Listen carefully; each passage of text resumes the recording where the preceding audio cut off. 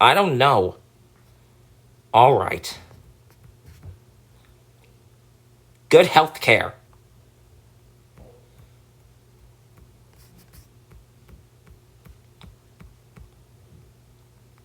He has not cut health care. Yes. It is not. I'm sorry. Number 2. I didn't. We knew, Manifesto.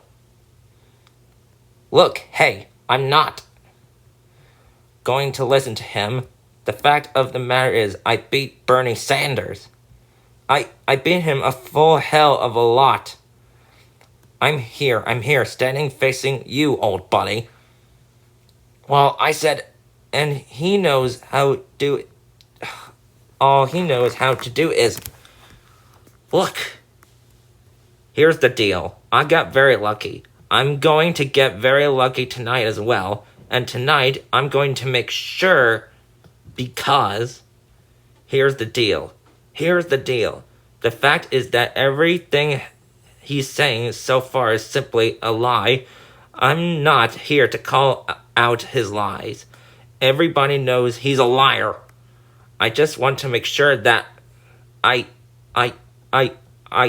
want to make sure. Oh God, I want to make sure. No, he doesn't know how to do that.